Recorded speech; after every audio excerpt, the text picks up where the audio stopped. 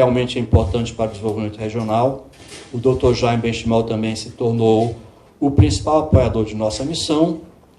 Então, o mais importante que o recurso material é o enorme prestígio pessoal que ele tem e que empresta generosamente para a Panamazônia.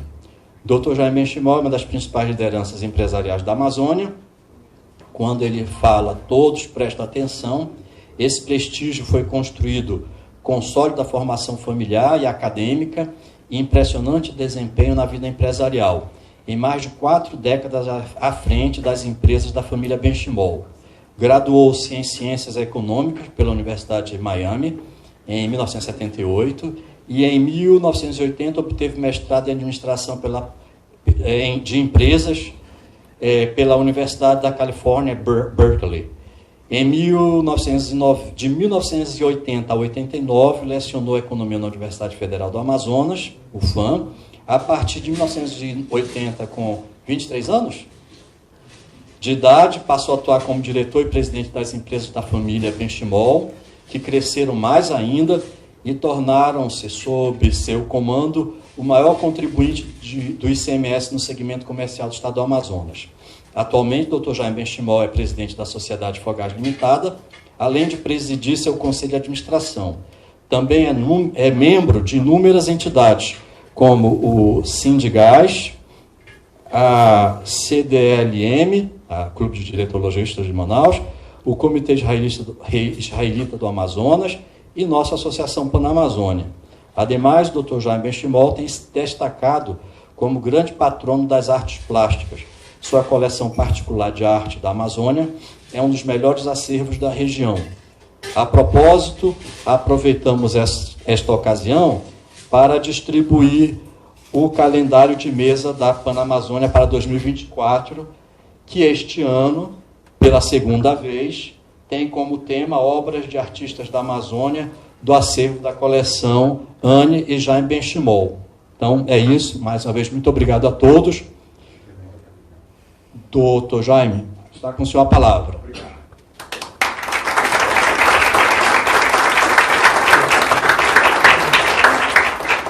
Obrigado. Eu não sei se é necessário o microfone. Vocês me ouvem bem assim? Hã? É melhor? Tá bom. Então vamos lá. Obrigado, Belisário. Obrigado à Panamazônia e especialmente obrigado a vocês. Realmente a presença de tantas pessoas ilustres. Eu queria saudar a todos através do empresário Romero Reis e amigo que está aqui presente. Então, isso só aumenta a minha responsabilidade. Eu espero poder adicionar alguma coisa durante o que eu vou falar hoje. Então, tá. Não sei se puder pagar uma parte só. Se for tudo, não. Aí está melhor. Então tá. Bom, essa apresentação demora mais ou menos de 35 a 40 minutos e depois vou deixar algum espaço para algumas perguntas, algumas dúvidas ou comentários de vocês. A ideia aqui é fazer um cenário de como nós estamos vendo o mundo nesse momento, naturalmente com o auxílio da opinião de outros, vocês vão ver aqui, e também as repercussões disso para o Brasil e para a região em que a Panamazônia atua, que é a nossa querida região amazônica aqui. Muito bem. Então, vamos começar aqui pelo cenário mundial, e a tônica de 2023 e de 2024 foi efetivamente o controle da inflação que havia sido gerada pelas despesas excessivas, pelos gastos públicos excessivos acontecidos durante o período da pandemia, com consequente aumento da elevação da quantidade de moeda e etc., e causaram inflação, tanto na Europa, quanto nos Estados Unidos, quanto no Brasil e em vários outros países, aí da ordem de cerca de 10%, em torno de 10%, que é uma inflação excessivamente elevada e que foi controlada, na maior parte das vezes, através das taxas de juros, né? Como vocês sabem, eu sei que a maioria de vocês entendem bem, mas a taxa de juros atua através de 2 vetores principais na economia. Sobre o consumo, né? Quando você eleva os juros, desestimula o consumo. Pessoas preferem poupar do que consumir. especialmente o consumo de itens caros, como é o caso de uma casa própria, um automóvel, eletrodomésticos, etc. Então, desaquece o consumo, de um lado. Do outro lado, desaquece o investimento, porque os empresários têm muito mais dificuldade de encontrar projetos viáveis quando os juros são altos, né, do que quando os juros são baixos. É muito mais fácil viabilizar um projeto a um juro de 5% do que de 10% ao ano. Portanto, desaquece também o investimento. O consumo representa 2/3, de modo geral, 2/3 do produto interno bruto do Brasil, por exemplo. Né? O investimento em torno de 15%. Então, vejam que a maioria, a taxa de juros é um instrumento muito potente. No Brasil é um pouco menos potente do que nos outros lugares, porque tem muito empréstimo público, mas ainda assim nós vemos aqui essa convergência das taxas da inflação para níveis mais aceitáveis. Né? Esse é um aspecto importante que aconteceu no mundo de um modo geral. Então, aqui no quadro à direita, o que é esperado aqui pela pesquisa dentre os leitores e os especialistas da revista The Economist, do que seria a taxa de crescimento esperado para esse ano. Algo em torno de 3 a 3,5% ao ano é a taxa esperada. O mundo já cresceu, antes da pandemia, em torno de 5% ao ano. Então, esse número caiu para negativo e voltou a se recuperar. E a estimativa aqui é que seja um crescimento de em torno de 3% ao ano. A China deve voltar a crescer um pouco mais aceleradamente. A China que já cresceu aí a taxas acima de 10% ao ano por um período prolongado de tempo, até se tornar o gigante que é hoje. Mas saiu-se muito mal durante a pandemia. Né? Adotou políticas de lockdown e etc., com um rigor excessivo, e isso prejudicou.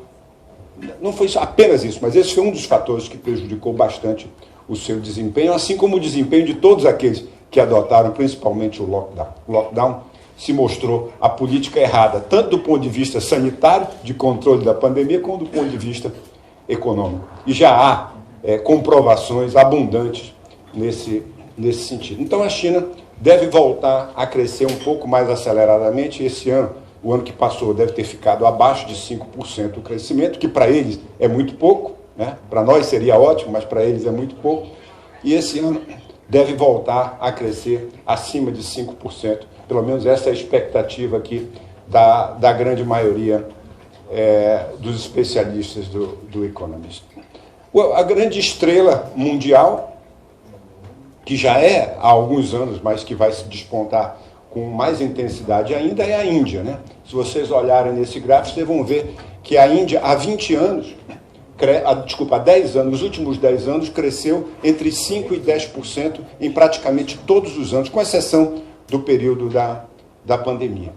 Esse ano está se esperando um crescimento de 8%, então 8% em cima da economia indiana, que já é representativa, bem maior do que a economia brasileira.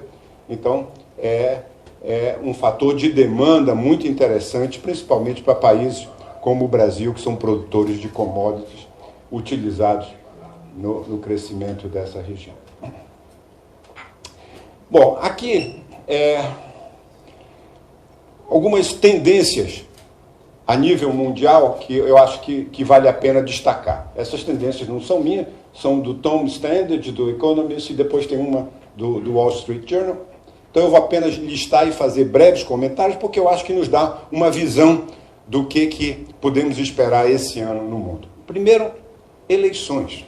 Curiosamente, pela primeira vez na história, cerca de 60% da população mundial vai votar em eleições livres ou relativamente livres no mesmo ano. Então, nós vamos ter aqui 4 bilhões e 200 milhões de pessoas votando, de 70 países diferentes, votando em eleições neste ano, o que, naturalmente, que é algo a se celebrar, do ponto de vista de democracia e outras coisas. Mas a eleição com mais consequência desse período certamente será a eleição americana, onde há a tentativa do ex-presidente Trump de voltar ao poder, né, onde nós temos lá os democratas, mais ou menos o equivalente ao PT de lá, ocupando o poder nos Estados Unidos, e já com um presidente com uma idade avançada, e o Donald Trump, que também tem uma idade avançada, mas um pouco mais de vigor. Mas a diferença política entre eles é monumental, do ponto de vista ambiental, do ponto de vista militar, do ponto de vista econômico. Então, haverá muitas consequências decorrentes dessa eleição. Eu diria que é a eleição de maior importância que deve acontecer aí, acho que é outubro ou novembro de 2024. A Europa, por sua vez, precisa se posicionar com mais firmeza, né? Nós temos aí, por exemplo, o Trump, uma das posições dele, ele é contrário ao apoio à Ucrânia, então ele vai diminuir bastante o apoio que os Estados Unidos dão à Ucrânia, caso seja eleito. Isso vai possivelmente favorecer a Rússia. Eu acompanho o Russian Times e eles estão torcendo pela eleição do Trump. Mas o fato é que a Europa precisa se posicionar com mais firmeza durante essa guerra, e de um modo geral, eu acho que a Europa se apequenou durante esses anos todos, e aqui esse ano vai ser um ano de cheque, né, em que eles vão precisar se posicionar. A turbulência no Oriente Médio causada pelo ataque terrorista do Hamas a Israel e a retaliação de Israel numa guerra que ele não iniciou e não desejava, mas que precisou se posicionar por uma questão de sobrevivência. Quando você tem uma outra parte que ataca com o objetivo de lhe aniquilar, é muito difícil o diálogo, é muito difícil qualquer tipo de conciliação. Mas essa é uma guerra que tem consequências também para os Estados Unidos, que apoiam Israel, e para alguns outros países. Há um receio, inclusive, que essa guerra se espalhe, porque são muitos outros países que têm agredido recentemente, desde Irã, mais recentemente Iêmen, e ataques vindos do Líbano, vindos da Síria, de outros países. Então, isso torna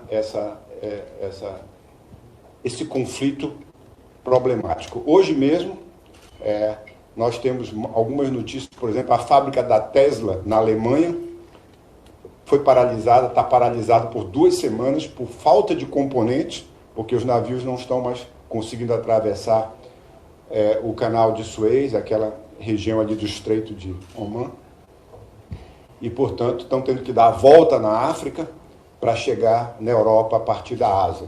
E isso está criando um potencial ruptura logística similar à que aconteceu durante o período da pandemia, com efeitos similares a isso. Então, esse é um outro aspecto muito importante que pode criar, vamos dizer assim, uma turbulência grande.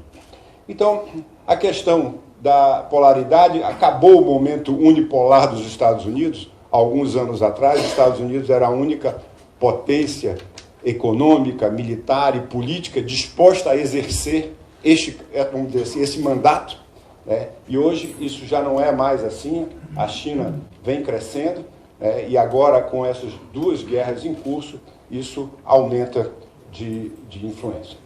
A possibilidade de uma segunda guerra fria entre Estados Unidos e China, eles não são exatamente similares ao que foi no passado a Guerra Fria entre os Estados Unidos e a Rússia, porque a Rússia não abastecia os Estados Unidos de produtos, enquanto que a China praticamente é essencial para o suprimento de qualquer cadeia de produto que você pode imaginar que seja produzido hoje no mundo, tem que passar pela China. Então a China tem muito mais poder logístico, poder de suprimento e poder econômico, mesmo que não tente exercer esse poder político de uma forma tão ostensiva quanto a União Soviética o fazia no passado. Mas essa é uma nova situação. A 7ª tendência é a questão da geografia energética, que está mudando brutalmente no mundo. Perde influência os países e os produtores de petróleo e de gás, e ganham influência aqueles que produzem os metais necessários para você abastecer ou armazenar energia, como é o caso do lítio, do cádmio, do níquel, do cobre, etc. Então, há uma nova geografia econômica com relação a isso e com relação também à produção de energia limpa. O Brasil, por acaso, por sorte nossa, está muito bem posicionado, com grande potencial de produzir energia eólica e de energia solar em larga escala. Nós somos, talvez, um dos poucos países, se nós olharmos no mapa mundial, recentemente estava conversando com meu filho José, que está aqui presente, e nós estamos vendo quão bem posicionado o Brasil está, em termos de espaço, em termos de geografia, para esse futuro de uma energia, vamos dizer assim, mais limpa ou mais verde, como queremos chamar. Incerteza econômica, embora nós estejamos claramente diminuindo as taxas de juros e caminhando para o que se chama de um pouso suave, o pouso suave, o soft landing, que os americanos chamam, é você conseguir debelar a inflação sem causar uma recessão.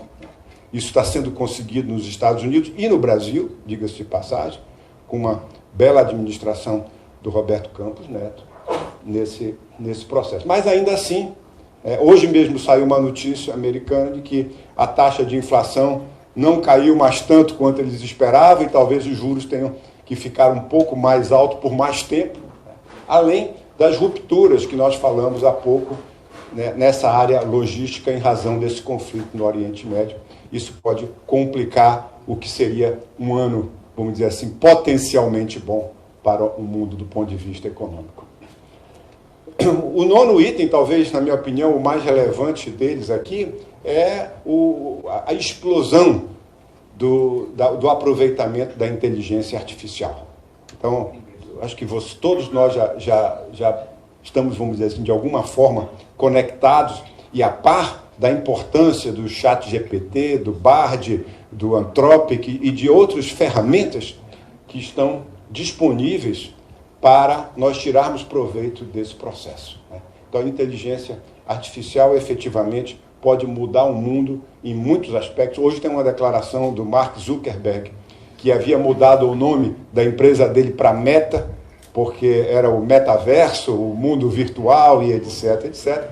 E ele já está mudando, ele diz não, que o que está valendo agora é a inteligência artificial, o metaverso vai ter que esperar um pouco, porque efetivamente esse é um caminho. Então, assim, o potencial da inteligência artificial para criar novas ideias, criar novos produtos, planilhas, redigir textos e por aí vai, é simplesmente extraordinário. Fazer desenhos é simplesmente extraordinário. E, num primeiro momento, as áreas que estão sendo mais impactadas são as áreas ligadas à informática, especialmente aqueles que redigem, que codificam, que fazem as programações, etc., porque a própria inteligência artificial já faz boa parte disso.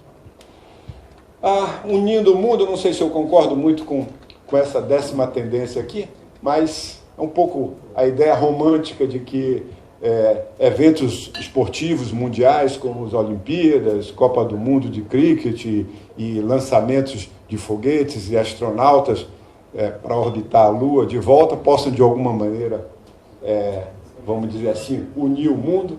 Eu acho que tudo isso acontece, mas a capacidade de unir o mundo não é tão forte assim. Mas, de qualquer maneira, é um ano de Olimpíadas que vão ser em Paris esse ano.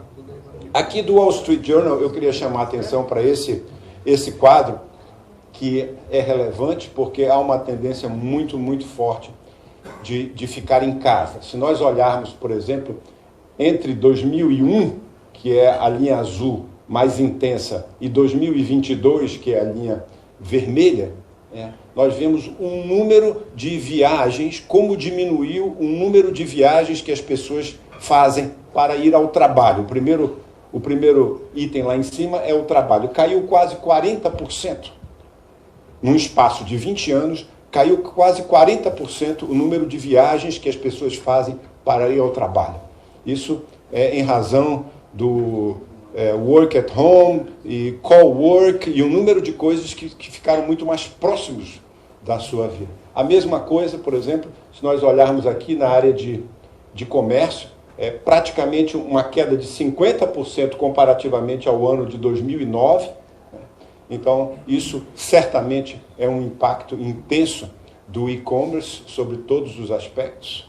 Nós estamos aqui em cima de um shopping center, que eu tenho está vendo isso, que boa parte da venda está acontecendo já através dos deliveries, dos iFoods e dos outros mecanismos de entrega, e as pessoas saindo menos e recebendo mais em casa. Então, de uma certa maneira, tem a oportunidade para aquelas empresas que constroem residências e etc. Há toda uma tendência na mudança da arquitetura agora, de se adicionar mais um quarto para você poder trabalhar, de se adicionar um pouco mais de espaço para você ficar em casa, etc. Eu acho que essa tendência tende a se intensificar ao longo desse ano de 2024.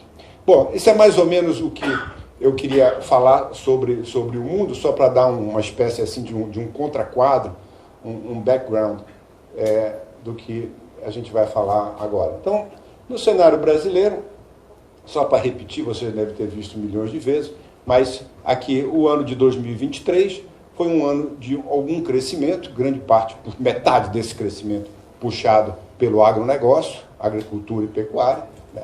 Se tirarmos isso, então teria ficado um número muito menor aqui no Brasil. Mas, de qualquer forma, a estimativa é que a gente tenha crescido, os números oficiais não estão ainda divulgados, mas em torno de 3%. Taxa de desemprego terminou o ano abaixo de 8%, deve estar em torno de 7,5%. Atualmente, esse número aqui é a média do ano. Câmbio de 4,9%, hoje está até um pouquinho abaixo, e a estimativa é que se mantenha nesse patamar, porque as exportações brasileiras e o saldo da balança comercial está batendo recorde. Quase 100 bilhões de dólares de exportações, a mais do que de importações no Brasil, no ano que passou, e tudo indica que esse número deve permanecer dessa forma, além de algum interesse adicional de investimento no Brasil. Mas isso é menos do que o efeito das exportações. Taxa Selic, a taxa de juros, está em 11,75, deve ainda cair, e o índice de inflação IPCA, que foi em torno de 4,6 e deve convergir para 3,9. 4,6, diga-se de passagem, está dentro da parte superior da meta estimada pelo Banco Central, que era de 3,60, mais ou menos, 3,25, mais ou menos 1,5% para cada lado. Então, nós voltamos a ficar dentro da meta, vamos dizer assim, do Banco Central.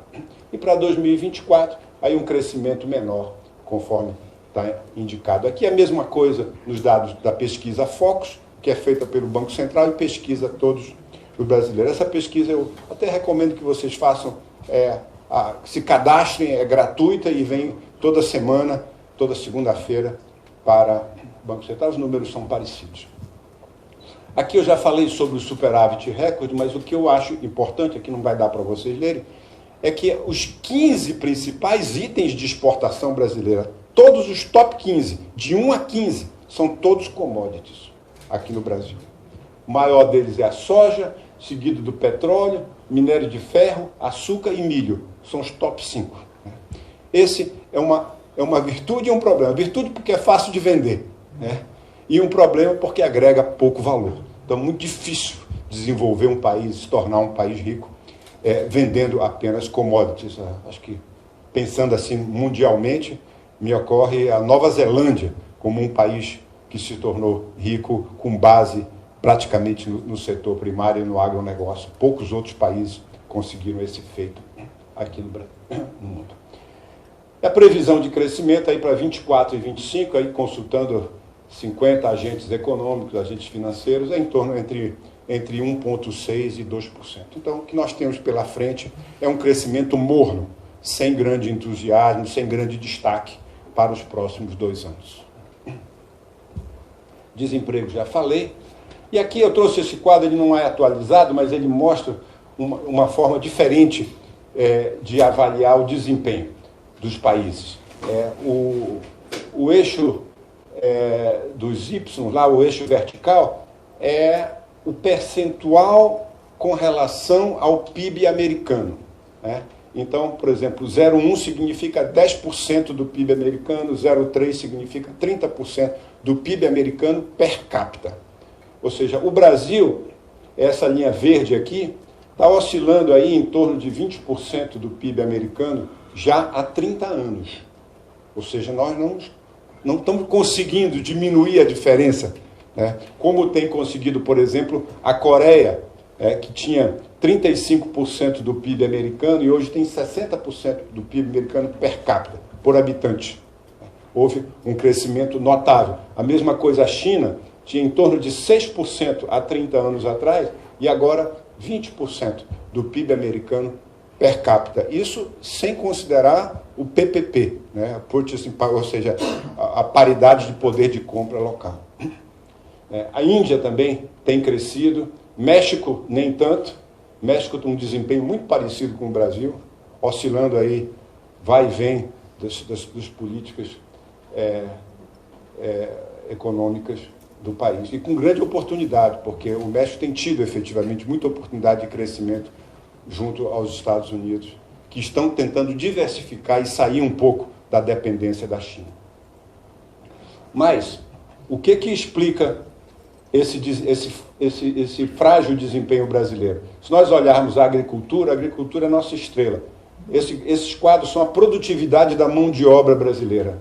Então, se nós olharmos, por exemplo, o crescimento acumulado da produtividade da mão de obra na agricultura tem sido extraordinário. O Brasil cresce num patamar similar ao da China, que é aquela linha azul sólida aqui, né? O Brasil está aqui, e aqui a Índia. Então, na agricultura, nós temos padrão chinês de crescimento e de produtividade.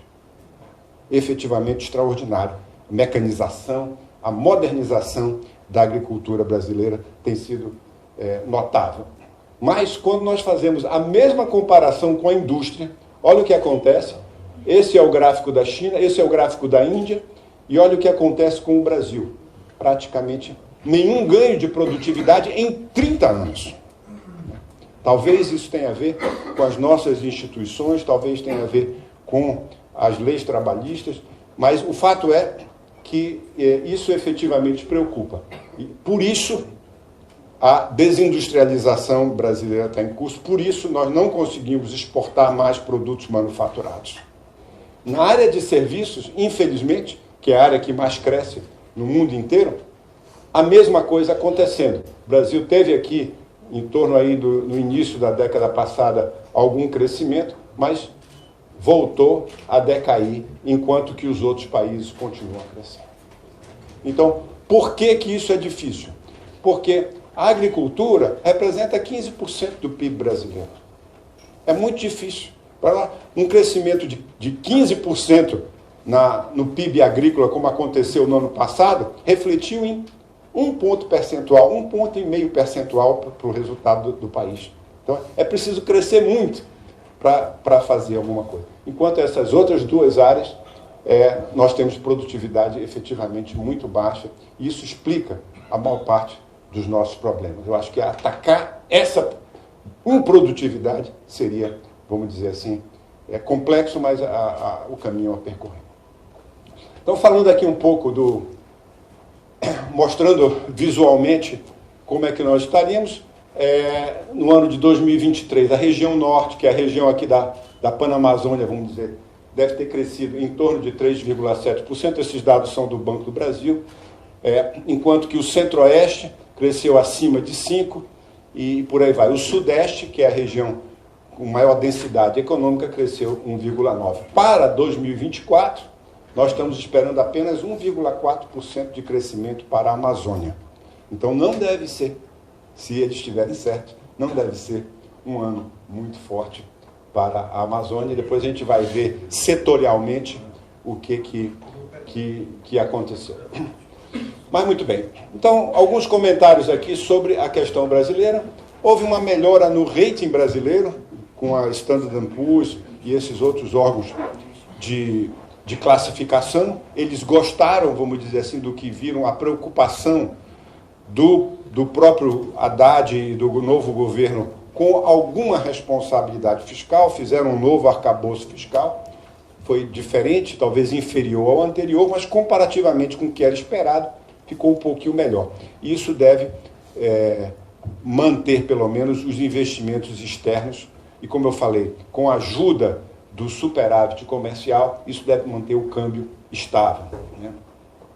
A redução gradual de juros, também é esperada para esse ano, pode ajudar no preço dos ativos, pode ajudar sempre que os juros caem, então as bolsas e os outros ativos devem continuar a subir, assim como também os imóveis e alguns outros itens que são sensíveis à taxa de juros. Então, talvez seja um ano, não vai ser um ano espetacular, mas vai ser um ano melhor para esses segmentos ligados, vamos dizer assim, a altas taxas de financiamento, né? De outro lado, as políticas de esquerda do governo atual, com muita ênfase nos gastos públicos, que é praticamente o instrumento principal que esse governo vem adotando, devem prevalecer e devem impedir, vamos dizer assim, um grande entusiasmo empresarial durante os próximos 12 meses. E ainda aqui, um possível efeito Milei, que pode influenciar e se tornar uma inspiração para a América Latina. Isso vai depender muito do sucesso que a Argentina vai ter nos próximos meses, se eles vão conseguir implantar as reformas e se essas reformas vão ter ação, vão ter impacto suficientemente rápido para sequer mantê-lo no poder. Porque nos últimos 50 anos, só o Maurício Macri foi um não peronista que terminou o mandato na Argentina. Os outros não conseguem terminar o mandato. Então, a Argentina também, que era um país altamente desenvolvido, um país que tinha o mesmo padrão do Canadá no início do século passado. O metrô de Buenos Aires inaugurou em 1908, só para vocês terem uma ideia, foi o terceiro metrô do mundo a ser inaugurado, depois de, acho que, Nova York, Madrid, alguma coisa assim. Mas foi um país que se subdesenvolveu, em grande parte, em razão do peronismo, né? Então, vamos esperar que não aconteça com o Brasil, vamos dizer assim, esse efeito que aconteceu com a Argentina de tornar o país menos relevante. Então, vamos torcer. Se existe alguém que representa, vamos dizer assim, os ideais da Panamazônia com perfeição, é o Javier Milei, e vamos torcer aqui para que ele dê certo e que isso possa se espalhar, quem sabe. De todos os políticos mundiais que foram eleitos, ele é o que tem, vamos dizer assim, esse ardor do liberalismo e do capitalismo com maior intensidade. Olhando aqui os cenários regionais, focando aqui na região norte, então o Brasil, no ano de 2023, cresceu em torno de 3%, o norte cresceu 3,7%, e aí os vários estados, no caso, por exemplo, Rondônia e Acre, com um impacto grande do PIB agropecuário, então tiveram crescimentos mais acelerados. O Amazonas deve ter crescido em torno de 2,5%, né? Veja aqui, por exemplo, o Tocantins, com um crescimento na parte agrícola de 25% e uma estimativa de um crescimento total de 10%. Tocantins é um dos estados que está indo melhor. E aqui, para o ano de 2025, números menores, em grande parte pelo efeito negativo da agricultura, em cima de uma base muito alta, que foi o ano de 2025.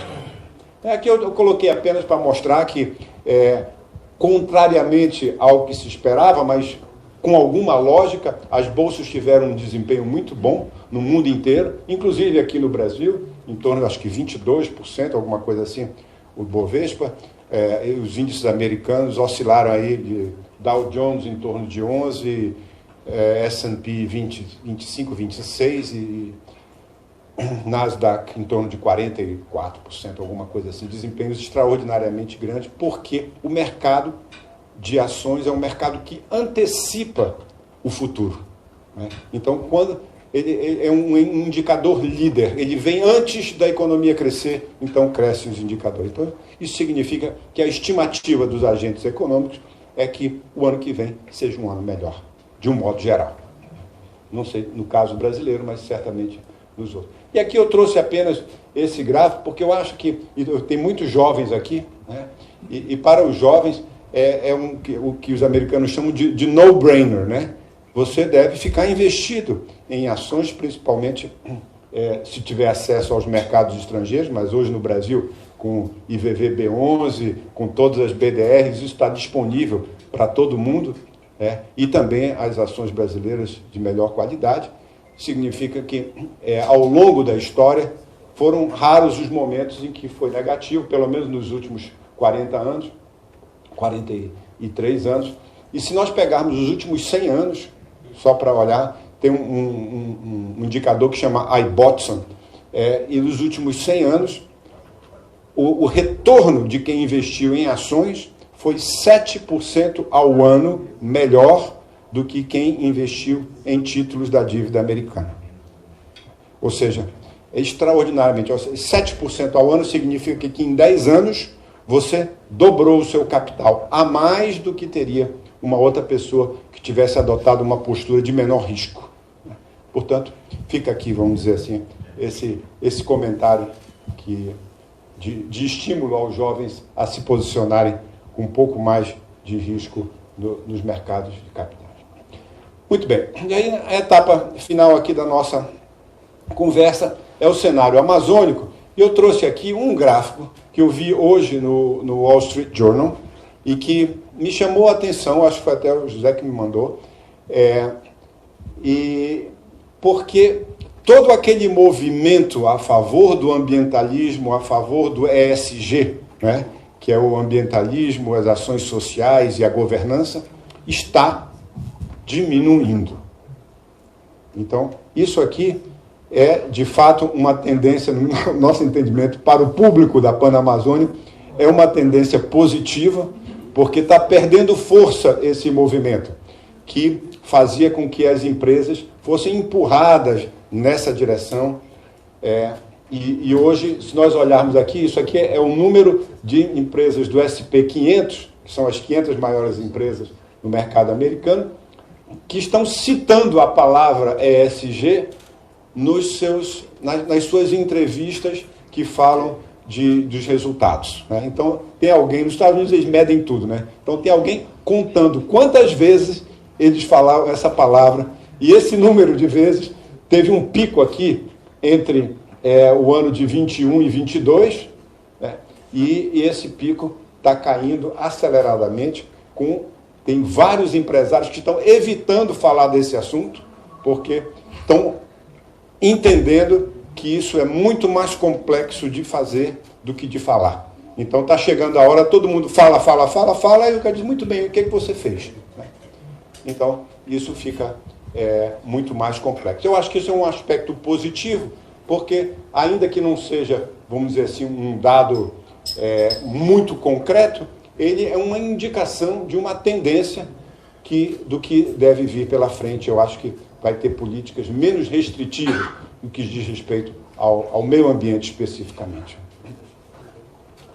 Muito bem. Eu faço referência aqui a esse estudo do Banco Mundial e eu quero encorajar todos vocês que puderem, que tiverem um tempo e que tiverem interesse, a ler esse trabalho. Ele tem um viés um pouco ambientalista, mas ele tem muita densidade e muita informação útil. E eu trouxe hoje para compartilhar com vocês algumas informações úteis sobre a Amazônia, que estão apresentadas de uma forma diferente daquilo que eu já havia visto anteriormente. Mas antes disso, eu queria comentar sobre um pouco. Reforma tributária, o Vitor está aqui, ele é especialista na área. Eu acho que, do ponto de vista aqui da Zona Franca de Manaus, a gente conseguiu preservar o IPI, isso tirou um elemento de risco, né? Mas a reforma tributária como um todo continua sendo um elemento de risco. Mas para cá, para a Zona Franca de Manaus, a permanência do IPI, sem alterar, vamos dizer, uma das estruturas, um dos pilares centrais da Zona Franca de Manaus, foi importante. Esquecemos de lidar com os incentivos para a Amazônia Ocidental. Aqueles incentivos do IPI e do ICMS, né, que as empresas na Amazônia Ocidental também são isentas, saíram e simplesmente não se abordou esse assunto e ficou por isso. Não é isso, Vitor?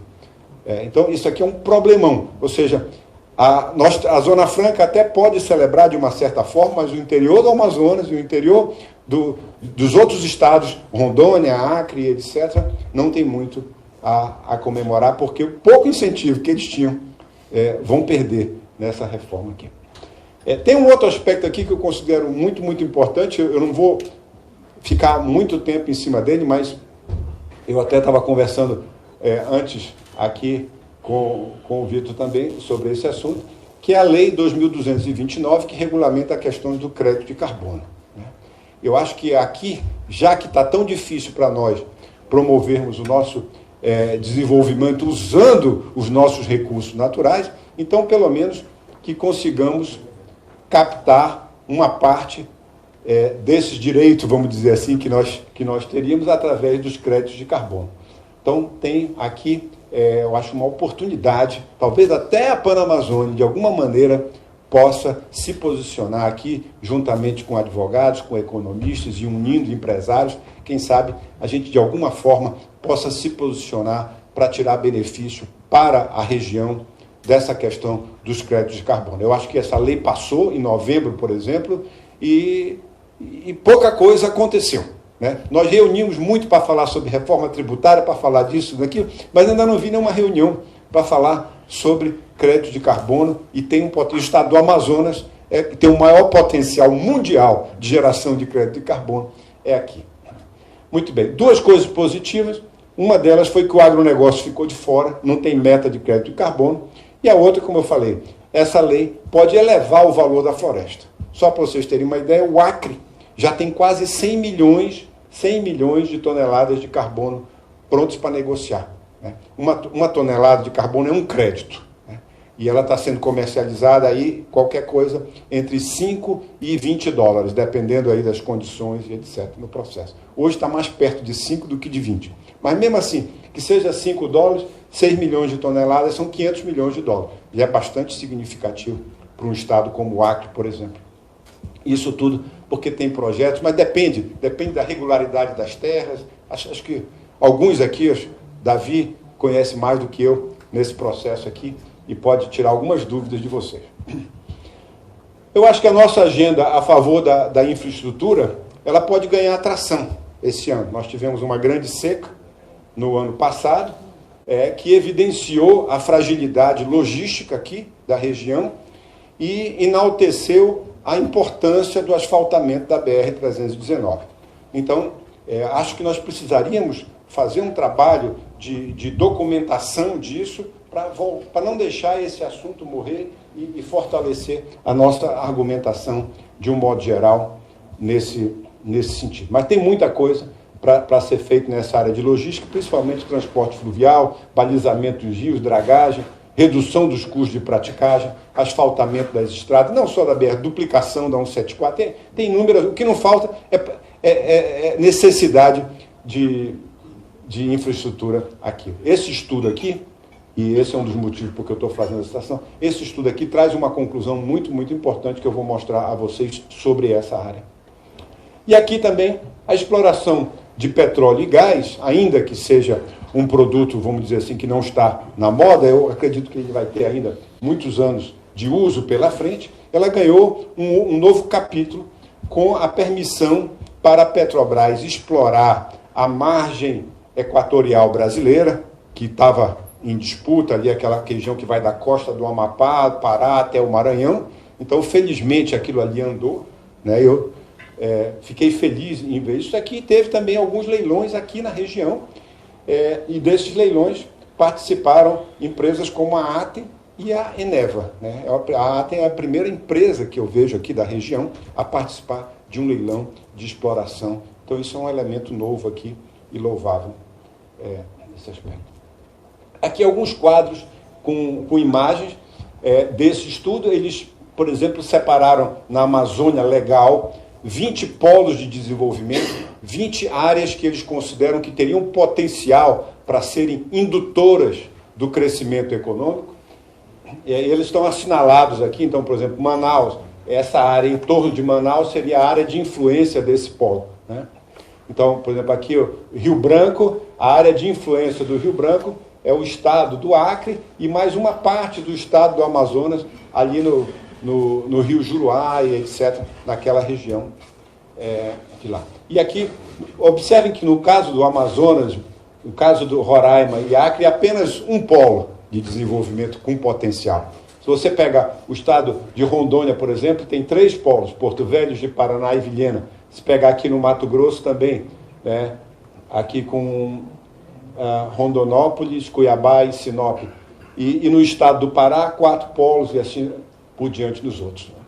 Então, apenas para... Esse foi um levantamento que eles fizeram de quais regiões poderiam ser aproveitadas. É um estudo meio parecido com o que foi feito há 50 anos atrás, do Polo Amazônia. Não sei se vocês se recordam aqui, Polo Amazônia foi exatamente um conceito daquelas regiões que poderiam servir como um polo difusor de desenvolvimento. Dentro do conceito de Polo Amazônia, foi criada a Zona Franca de Manaus. A Zona Franca era um dos 12 polos, na época, foi um estudo do economista francês François Perroux. Aqui, por exemplo, um outro gráfico visual, e eu gosto dessas imagens do Banco Mundial, porque elas são visuais, que é um índice de capital humano. Não é o IDH, eles usam um outro ICH. A diferença entre um e outro é que IDH leva em conta a educação, a saúde, expectativa de vida e a renda. Este ICH não leva em consideração a renda, só a expectativa de vida e a educação.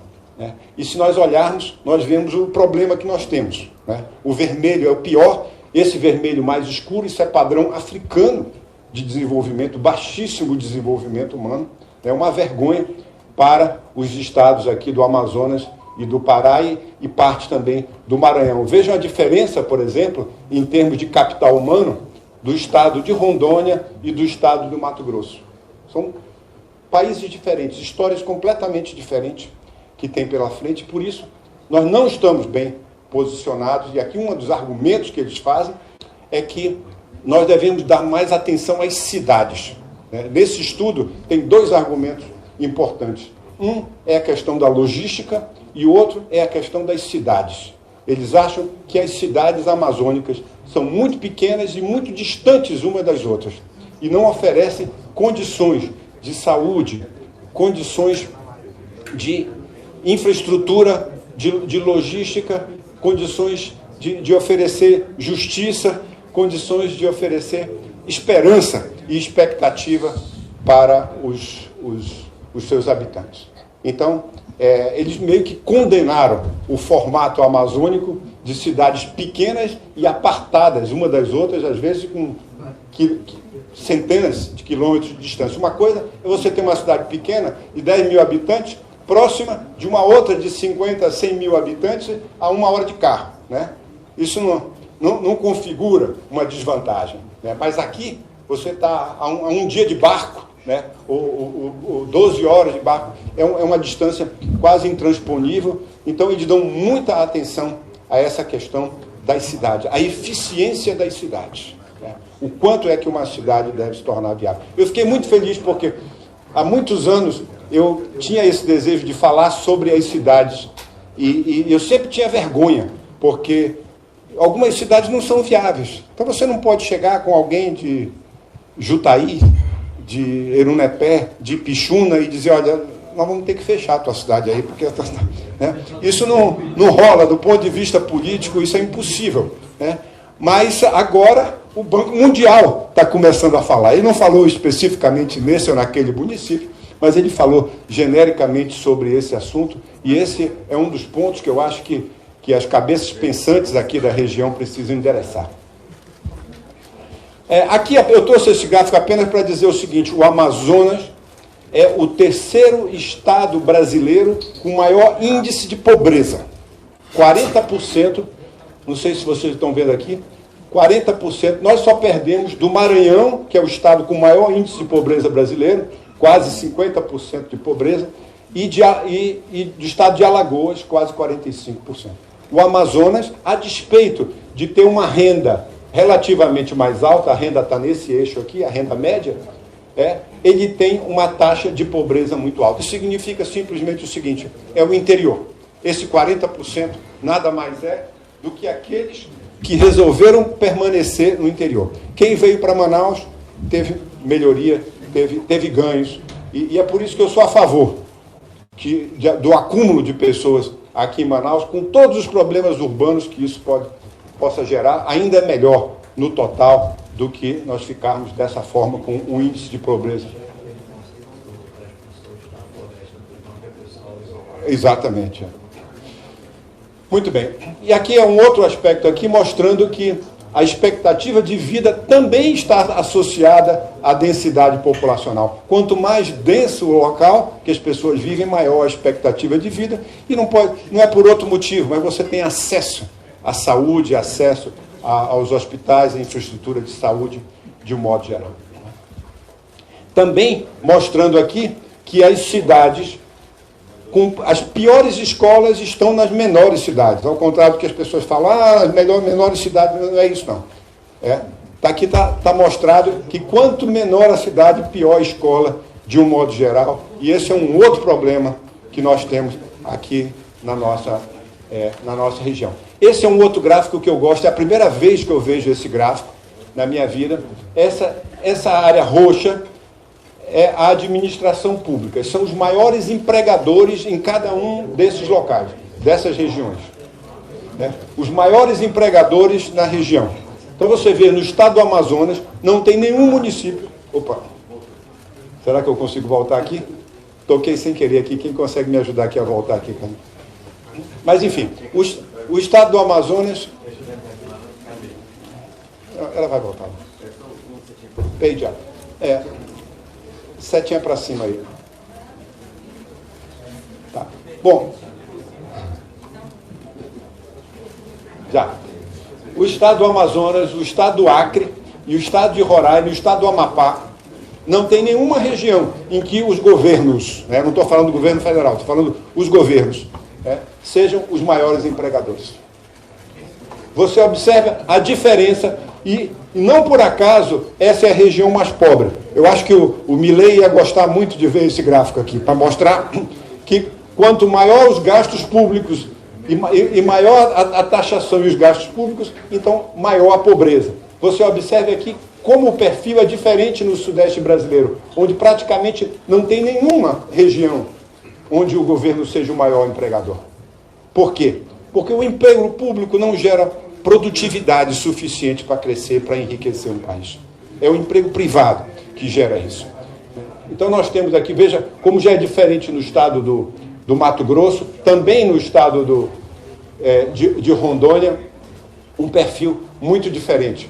Esse vermelho é varejo, azul é indústria, e aqui é a construção civil. Deve ter uma grande obra aqui, deve ter alguma grande obra nessa região do Pará.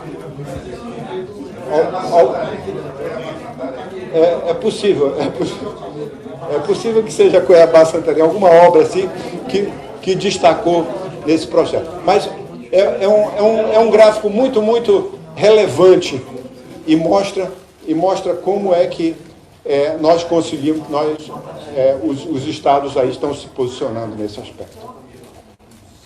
E aqui não por acaso, esses estados onde existe maiores gastos públicos são estados também que tributam mais a população, e uma coisa retroalimenta a outra. Então, o Amazonas, infelizmente, é um dos 10 estados brasileiros em que a tributação do ICMS é de 20% ou maior.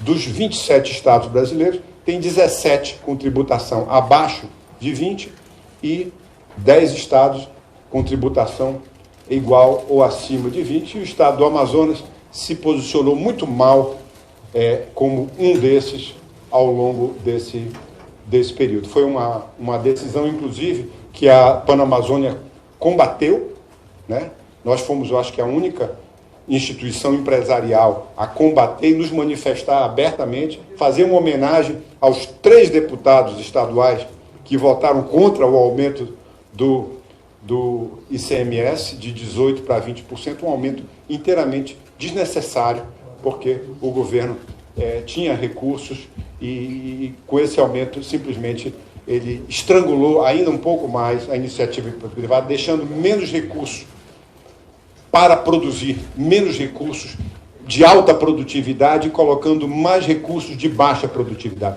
Porque é isso que efetivamente acontece quando você faz uma tributação. Você tira recursos de alguém que vai inovar, que vai produzir, e coloca em gastos públicos que, mesmo que possa, num primeiro momento, contribuir para amenizar a pobreza, de um modo geral, no fim de um determinado período, aquilo não fez muito pelas pessoas. É a mesma coisa, vamos manter as pessoas fixadas no interior. Isso é uma maldade. Né? Todo o dinheiro do interior serve para absolutamente, você repassa dinheiro daqui para lá, eles vão lá, gastam tudo em coisas básicas, essenciais da alimentação, mas não faz nada pela produtividade. E essas políticas de baixa produtividade precisam acabar no Brasil, sob pena de nós perpetuarmos a nossa condição de país que cresce pouco. Né? Tem uma relação também entre menor taxa de ICM e maior desenvolvimento. Também. Você olhar aqui em São Paulo, que manteve a taxa de 18%, tem alguns estados que mantiveram até 17%. Exatamente. Perfeitamente. Esse quadro aqui, eu peço desculpa, eu acho que vocês não vão conseguir ver bem, mas eu vou dizer para vocês o que é importante. Essa é uma das primeiras vezes que eu vejo um órgão com a reputação do Banco Mundial tentar quantificar o valor da floresta amazônica. Certo? Quanto é que vale? Resumindo, o número está lá em cima, 317 bilhões de dólares por ano. Vocês não estão vendo errado. Esse é o valor da quantificação dos serviços que a floresta amazônica presta ao planeta. Certo? O Amazonas tem aproximadamente 50% da floresta preservada brasileira. Não é 50% do total da preservada. Se nós pegarmos só floresta preservada, o Amazonas tem quase 50%. Porque o Pará tem uma grande parte, mas também o Pará está mais ou menos 25% a 30% já ocupado. Então, se nós olharmos, aqui tem uma parte desse valor que é agropecuária, madeira, etc., mas a grande parte está aqui. Desses 317, 285 estão aqui. Eles estão concentrados no valor que a floresta presta ao mundo pelo armazenamento de carbono, né, pela biodiversidade, pela cobertura florestal. Esse é o valor. É claro que esse é um número hipotético, mas nos dá a ideia do valor daquilo que nós temos aqui, se fosse efetivamente tratado adequadamente. Então, nós estamos prestando ao mundo um serviço enorme, mas estamos recebendo quase nada por isso. Né? E é por isso o nosso inconformismo. Ou nos deixam desenvolver, ou nos remuneram por isso. Das duas, uma. Escolham uma das duas opções, e as opções que o resto do mundo tem escolhido, e que a Panamazônia combate, que nenhum nem outro. Né? Então, é por isso que eu vejo aqui uma pequena luz com a lei do crédito de carbono, porque ela aponta nessa direção aqui. Mas não tenho certeza ainda se essa vai ser uma boa troca, com toda sinceridade. Eu tenho muita dúvida se isso seria uma boa troca. A gente pode... exatamente. Mas, enfim. Porque, eventualmente, o valor pode ser tão baixo que não compense você abrir mão do desenvolvimento. Agora eu descobri. Mas é porque não, o valor que eu estou falando, o valor do crédito de carbono. Porque aí o problema é muito maior. Porque o crédito de carbono, para você conseguir aprovar um projeto, Davi sabe disso, aprovar um projeto e chegar num ponto de liberar, isso aqui é uma via crucis, né? Esse processo aqui. São anos trabalhando e depois você vai lá e o valor não é esse, e você não tem a titulação da terra e é pedido... Enfim, são inúmeros problemas. Eu vou entrar nesse mérito, que seria muito longo aqui. Não, eu acho que o crédito de carbono é um mercado mundial, é um valor de mercado, não é esse valor aqui.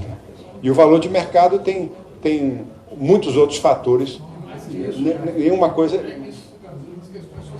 Também. Não. E fazer virar o crédito de carbono, é pior do que pegar empréstimo no vaso. Também, exatamente. Mais difícil, exatamente. Porque eu estou dizendo, a burocracia é espetacular. Bom, aqui alguns indicadores também de fazer negócios. Esses indicadores aparecem aí de um modo geral, mas esse é um indicador que tem alguma autoridade, porque é do Banco Mundial. E aqui o que a gente vê é o seguinte: número 1 é o melhor do Brasil, número 27 é o pior do Brasil. Né? Então, por exemplo, nós temos o Pará, é o estado brasileiro com menor custo para abrir uma empresa. Roraima é o estado brasileiro com mais facilidade de obter um alvará de construção, né? Rondônia, aqui é o estado brasileiro, eu entendo, onde, do ponto de vista estadual, teria, no conjunto, uma menor carga de impostos, né? O Amazonas não está nem verde, nem vermelho, nem nada, mais ou menos aqui na linha do meio, nas outras coisas. Então, a Amapá, por exemplo, é o estado mais difícil de registrar uma propriedade, e o Acre também, e por aí vai. Roraima está. Roraima está aqui. Custo alto de abrir empresas, registro de propriedade número 10, pagamento de imposto, execução de contratos, que é a área jurídica, né? Vamos dizer assim, de um modo geral, quais são as dificuldades que se tem. Esse é um indicador muito importante, de grande relevância para o desenvolvimento, é a facilidade da execução de contratos, né? O quanto a área jurídica pode dar um grande impulso para o desenvolvimento de um país, se ela conseguir elevar, vamos dizer assim, o grau de obediência às leis que uma determinada região tem. É efetivamente... Como? É verdade, Numa entrevista com o Alan Greenspan, há um tempo atrás, eu vi ele participando, e pergunta: escolha uma coisa só para que, se tivesse de dar uma recomendação para um país se desenvolver, escolha uma coisa só. Ele falou: the rule of law, ou seja, a regra, a lei, né? Obediência às leis, porque isso permite efetivamente uma arena igual para todos, para você disputar, para você competir de uma forma saudável e salutar. Eu me recordo quando eu estava fazendo a minha tese de mestrado, lá em 1979, eu estava pesquisando várias zonas francas em vários lugares do mundo, e uma delas foi Hong Kong. Hong Kong era uma grande zona franca, agora menos com a interferência da China. Mas na ocasião, e aliás eles foram um dos poucos que me responderam, que eu escrevi para vários e ficava esperando, e Hong Kong mandou um pacote de coisa. E eles tinham uma coisa interessante lá, que era o seguinte: se você passar qualquer lei econômica, qualquer alíquota de impostos, aquilo tem que ficar constante por pelo menos 10 anos.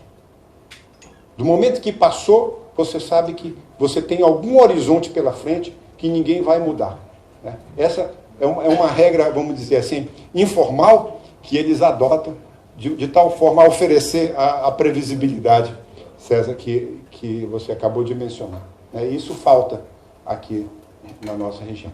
Em termos de logística, essa conclusão muito, muito importante desse estudo, ele diz o seguinte: no caso do estado do Amazonas, reduzir os custos de transporte em 12,5% aumentaria o PIB em cerca de 38%.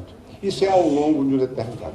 Isso aqui é um estudo, é uma foto exatamente de um parágrafo. Ele diz que isso aqui é mais importante para o estado do Amazonas do que os incentivos fiscais da Zona Franca de Manaus. Eu não sei se é algum exagero, mas, de qualquer maneira, enaltece e evidencia a importância que nós devemos dar a esse aspecto aqui. Então, aqui ele vai um pouco mais adiante e vai indústria por indústria, vendo qual seria o efeito, né, de cada uma delas. O efeito absoluto está naquele histograma de barras, e o efeito relativo são esses pontos. Então, quanto cresceria, por exemplo, se você pegar aqui a indústria de 2 rodas, ela cresceria em torno de 20% se esses custos fossem reduzidos de transporte. Essa é a estimativa deles. Se você reduzisse isso, teria um impacto de 20%. E aqui é o impacto total na economia. Somando esse, mais esse, mais esse, mais esse, daria os 38% que a gente viu lá, mas individualmente por setor, cada um dos setores aqui, e aí a nossa economia é bastante concentrada nesses poucos polos aqui, eletroeletrônicos. Combustíveis, por exemplo, teriam um grande efeito também, né? Combustíveis aqui é o segundo setor que mais se beneficiaria de uma redução nos custos logísticos. Daí, vamos dizer assim, a nossa insistência com o balizamento dos rios, com a dragagem dos rios, com a abertura de mais portos, mais liberdade. Certa ocasião eu fiz uma apresentação mostrando na foz do rio Yangtze, na China, 200 quilômetros de cada lado, a partir da foz, aqui na região de Xangai, 200 quilômetros para cada lado dos rios, portos, um atrás do outro, 200 quilômetros de um lado e de outro, 400 quilômetros de portos contínuos. Eu fiquei imaginando, com os 10 anos que demora para aprovar um porto aqui, quantos anos nós demoraríamos para construir 400 quilômetros de porto? Pois é. Muito bem. E aqui também um gráfico, isso não é novidade, mas só para exemplificar a questão logística. Essas linhas escuras são as estradas asfaltadas e as linhas na cor laranja são as estradas não asfaltadas, estradas de barro. Né? Se você vê aqui, praticamente 40 e poucos % do território brasileiro com pouquíssimas estradas asfaltadas. Rondônia só tem uma BR, a 364. Aqui o Acre também, a continuação, nós com a 174 lá em cima, e acabou essa história aqui na região. Isso não é justo, isso não pode continuar. Né? E ainda se discute se deve-se ou não asfaltar a BR-319. Pelo amor de Deus. Né? Como é possível nós recebermos esse tipo de tratamento aqui? E aqui a questão portuária também. Então, a navegação dos rios, você pega lá o rio Amazonas, que corre mais ou menos ao longo da linha do Equador, e aqui os rios aqui da margem direita, os principais, né? Juruá, Purus, Madeira, Tapajós, Xingu e Tocantins. Ali do outro lado, né? Içara, um rio pequeno, mas o Japurá, o Negro, e mais aqui o Yamundá e o Trombetas. Então, são rios que nos oferecem, vamos dizer assim, uma grande vantagem competitiva com relação ao resto. Você veja, por exemplo, que o Centro-Oeste não é muito bem servido, aqui com exceção aqui de um pouco do Mato Grosso do Sul. Mas nós temos essa vantagem, nós não estamos tirando proveito suficiente dessa vantagem que Deus nos entregou. Os rios estão praticamente da mesma forma como eles foram entregues. Aqui, voltando a esse assunto oh, meu Deus. Eu acabei de falar do crédito de carbono. Voltando a esse assunto, nós vemos aqui que o estado do Amazonas tem a maior quantidade de terras não destinadas. Né? Terras não destinadas são terras que não estão alocadas nem para um proprietário privado, nem está alocado para uma reserva ambiental ou uma reserva indígena. São terras não destinadas. O Amazonas tem 60 milhões de hectares, ou seja, 40% da sua região de terras não destinadas. Então, isso aqui é o Estado brasileiro que tem mais do que qualquer um outro. E isso mostra o potencial que a gente tem aqui para avançar com a questão do carbono. Aqui, só para exemplificar a importância do desenvolvimento do mercado desenvolvido, o Mato Grosso, daqui da região, é o mercado mais desenvolvido para a soja. Né? E o que é um mercado desenvolvido? É um mercado que tem tecnologia, que tem infraestrutura de transporte, infraestrutura de armazenamento, que tem questão da fertilização, mecanização, ou seja, tem toda uma infraestrutura de prestação de serviços suficientes para isso. O Amazonas está no ponto mais baixo aqui, com baixo desenvolvimento desse mercado, e com isso o valor das terras, consequentemente, é muito baixo. Né? Mudando aqui para o turismo, apenas alguns dados relevantes. Em 2019, nós tivemos 1.200.000 turistas na região amazônica. Esse número caiu durante a pandemia, e aí voltamos em 2022 para cerca de 1 milhão e tal, mas apenas 200.000 estrangeiros. Esse número é muito baixo. Vocês terem uma ideia, Costa Rica tem 3,5 milhões de estrangeiros por ano. 50 mil quilômetros quadrados de floresta tropical. Né? 30 vezes menos. O Amazonas é 30 vezes maior do que Costa Rica, e Costa Rica consegue atrair. Também tem mar lá e tem vulcão, então tem algumas outras atrações. Apenas para dar um registro aqui, e Manaus continua sendo, dos estados amazônicos, Davi conhece melhor do que ainda a cidade com com maior atratividade para observar a natureza, cultura indígena, ecoturismo, pesca esportiva e etc. Mas tem algumas coisas acontecendo, né, nessa área de turismo. Eu queria chamar a atenção de vocês. Isso aqui não é Estados Unidos nem Singapura. Isso aqui é Campo Grande, no Mato Grosso. O Bioparque Pantanal, um belíssimo investimento. E eu tenho certeza... Desculpa, Mato Grosso do Sul, né? Eu tenho certeza que o Mato Grosso do Sul tem muito menos recursos estaduais do que o Amazonas e fizeram realmente um investimento, eu acredito que seja estadual, sim. Extraordinário.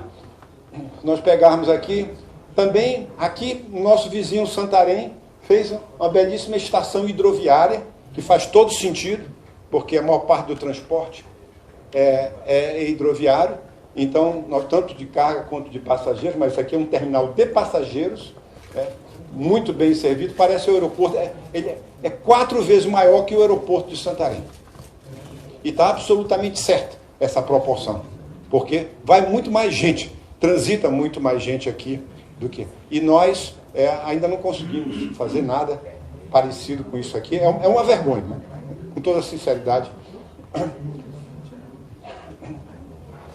Boa Vista, um mirante, não tem muita coisa, fizeram um mirante na beira do rio. Aqui tem uma vista do Rio Branco, né? E o mirante, todo moderno, feito lá. É uma atração. Aqui não vou dizer que não tem nada feito, tem este mirante que está sendo construído. Lúcio Almeida, aqui no Centro Histórico. Eu tive lá recentemente, essa foto foi tirada aqui, não sei se por mim ou pela Anne, mas um dos dois. Mas o fato é que aqui tem uma promessa de que vai ter um teleférico que vai conectar com o Igarapé de São Raimundo da Glória, etc.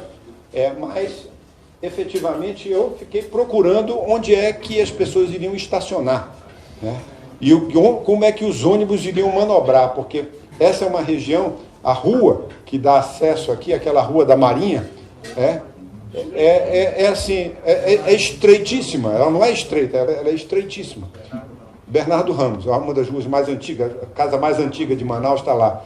A Anne sempre me pede para passar naquela rua ali, que eu gosto de ver as coisas antigas. Então, mas isso está sendo construído e é alguma coisa, né? Eu estou reclamando um pouco, mas é injusto, porque os outros também não fizeram nada. Pelo menos esse aqui está conseguindo fazer alguma coisa. Não sei se o nome é muito bom, mas, de qualquer maneira, o fato é que alguma coisa está sendo feita. Na minha opinião, pouco, né? No lugar errado, deveria ser feito no Encontro das Águas, mas, de qualquer maneira, não deixa de ser uma atração turística. Em termos de mineração, eu trouxe esse gráfico só para dizer que o Pará responde por 95% dos royalties aqui da região, em termos de mineração. Então, há aqui uma concentração muito grande. O estado do Pará tem um futuro muito maior nessa área e se desenvolveu muito mais com todo o complexo de Carajás, naquela região ali de Paraupebas, etc. E aqui esse é o último gráfico, para mostrar que tem algumas coisas que nós temos a mais do que os outros. Uma delas é população indígena. Então, nós temos aqui 167...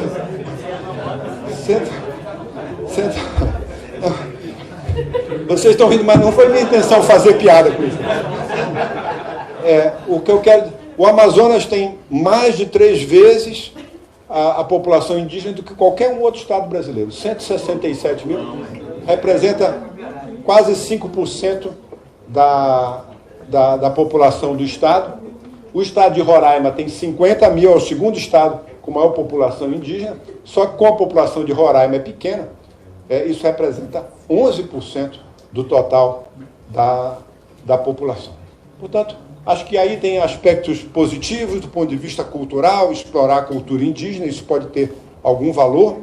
Muitos vêm aqui, muitos turistas vêm na Amazônia com esse objetivo, né, de realmente... Eu fico me lembrando, no Havaí, eles fizeram um grande centro cultural da Polinésia, no Havaí, né, que é um ponto obrigatório para todo mundo ir.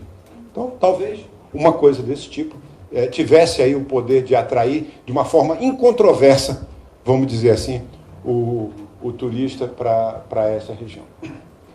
Bom, então é isso. Aí, por último, só 3 conclusões rápidas. A Amazônia é rica em recursos naturais, mas economicamente pobre. A gente já viu aqui a exaustão, a presença excessiva do governo como regulador e empregador, na minha opinião, tem sido um dos fatores indutores da pobreza. E não um dos fatores de salvar a pobreza. Com exceção da presença do Exército, que está aqui efetivamente prestando um serviço, o resto me parece, como, vamos dizer assim, uma dose nociva elevada para o futuro da região. Precisamos, então, insistir no desenvolvimento da infraestrutura para diversificarmos, expandirmos e privatizarmos a nossa economia. É isso. Obrigado a todos.